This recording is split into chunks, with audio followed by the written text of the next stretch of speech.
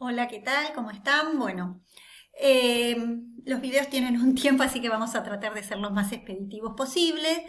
Esta pequeña síntesis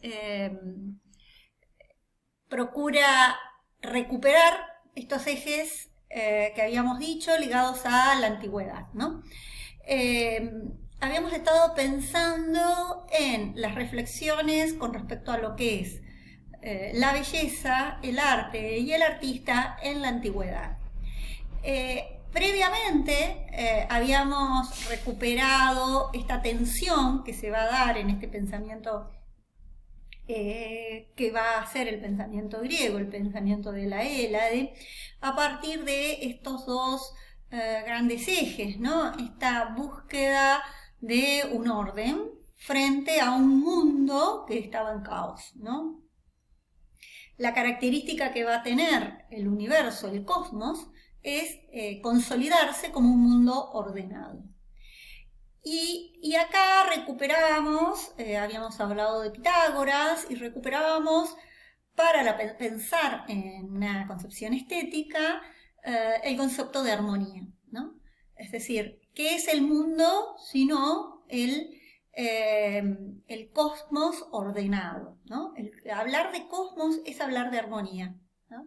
De manera que todo está hay una estructura subyacente a este mundo que yo observo que aparentemente está en un permanente devenir.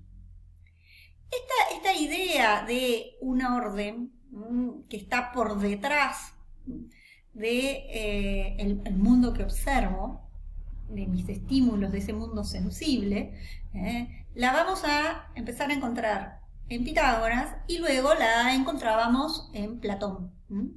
Nosotros de Platón habíamos estado leyendo distintos fragmentos de diálogos. Yo les comentaba el diálogo de Litias Mayor, que es uno de los diálogos aporéticos, y es uno de los primeros diálogos en donde Platón va a hablar justamente de la belleza, ¿no? ¿Qué es lo bello?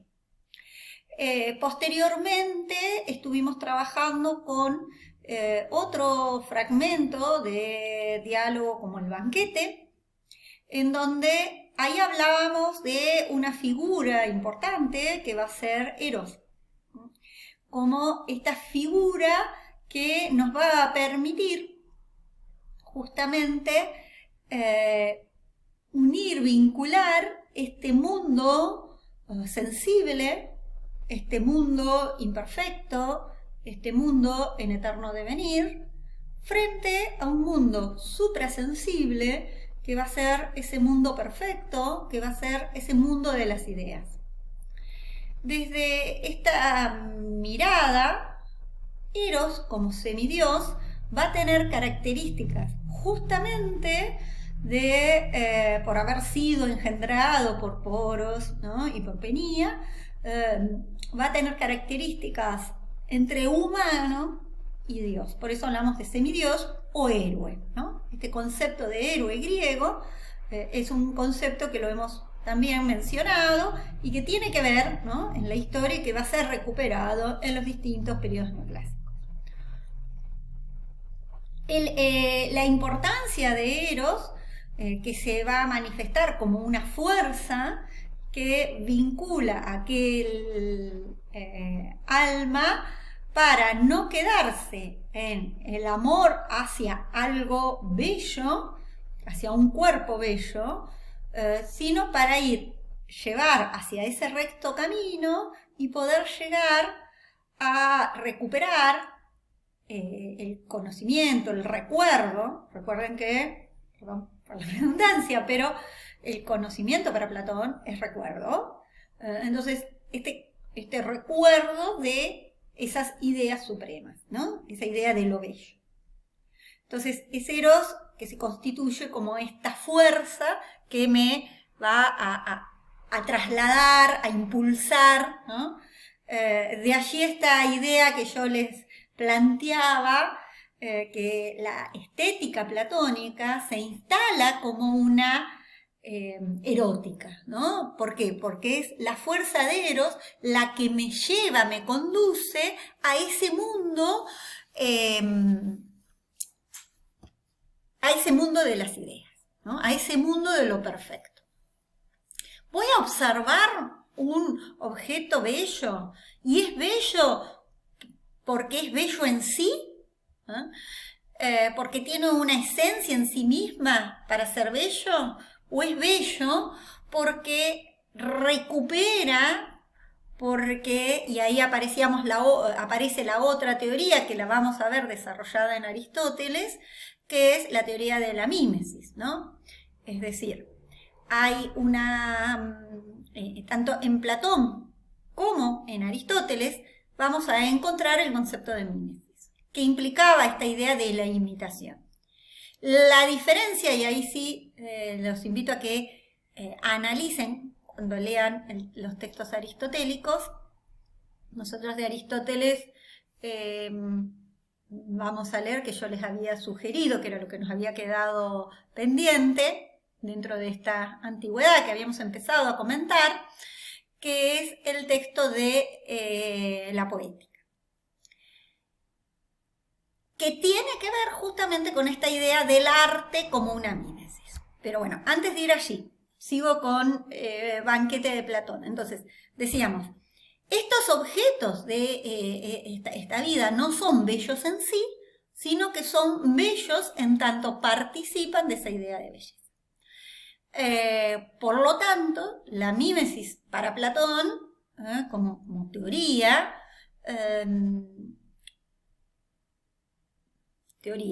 digamos, ¿se acuerdan? Yo les decía, ni hay un texto platónico que sea la teoría de las ideas, ni hay un texto platónico que hable de la teoría de la mímesis, ¿no? Es decir, eso descartado. Sino que estas teorías, estas organizaciones didácticas que se hacen son posteriores a los textos.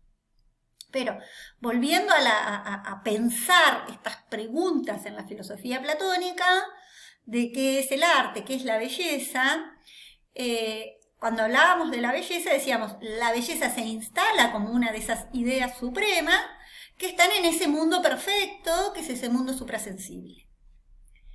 ¿Qué sucede, ¿no? Cuando un objeto yo lo caracterizo, ¿no? Es decir, los sujetos, las personas en este mundo sensible lo observan y dicen, bueno, es bello. ¿Es bello porque es bello en sí mismo? ¿Porque tiene algo en esa esencia? No, sino que es bello en tanto participa de esa idea. O sea, imita, ¿no? En distintos grados de esa idea. Y ahí aparece el otro texto que habíamos estado trabajando también, que lo vinculábamos al mito de la reminiscencia cuando leíamos el Fedro, ¿no? Ese fragmento de Fedro que leíamos sobre la inmortalidad del alma, en donde se plantea justamente esta relación, de nuevo, entre este mundo sensible y este mundo suprasensible, y por qué y a qué nos referimos cuando nos referimos con reminiscencia, cuando nos referimos con el recuerdo, qué estaríamos recordando. Posteriormente leímos el texto de Lió, en donde, en el caso de Lión, aquel rapsoda, ¿no? Que podía recitar perfecta, bellamente, los discursos, los textos homéricos. ¿Por qué no podía Ión recitar tan bellamente a Hesíodo y sí a Homero, podríamos preguntarnos, ¿no? Y eso tenía que ver con que en el caso del Rapsoda no había un conocimiento técnico, ¿no? Es decir, no manejaba una técnica que pudiera enseñarse y que pudiera llevarse y trasladarse para recitar cualquier poeta, sino que lo que hacía el Rapsoda era entrar en ese estado de entusiasmos, a partir del cual pasaba a ser inspirado, poseído por las musas, y es en ese momento en donde él recitaba a Homero, ¿no? Y en esa cadena, la vincula a esa cadena imantada, el que escuchaba y se dejaba seducir, podríamos decir, y se dejaba poseer como espectador de ese rapsoda que estaba recitando los poemas homéricos, estaba también siendo poseído en menor grado por esas cosas. Entonces, ahí aparece una concepción de arte que, decíamos en clase, está consolidada en el imaginario social hasta el día de hoy y que vincula justamente esta idea de que el arte no es algo que se enseña, no es algo que se piensa. Yo pensaba justamente en eso, ¿no?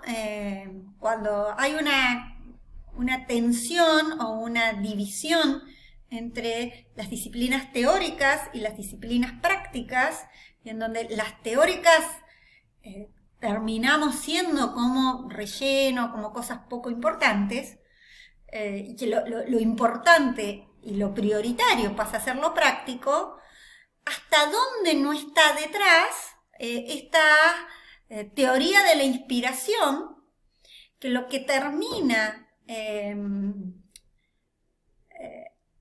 consolidando es la idea de que el artista no piensa, ¿no? Que el artista no razona, que el artista no tiene un conocimiento, no tiene un decir, sino que simplemente tiene que aprender técnicas. O que simplemente, en el caso platónico, tiene que estar abierto a esa inspiración, ¿no? Es decir, si ese artista no es inspirado por las musas, no podría hacer nada, ¿no? Entonces, no habría manera de enseñarlo al arte. Entonces, y es más, en el momento en el que está siendo inspirado, está siendo entusiasmado, ¿no? El entusiasmo está ligado como una manía, como una locura, otro concepto que anda en el imaginario social de los artistas como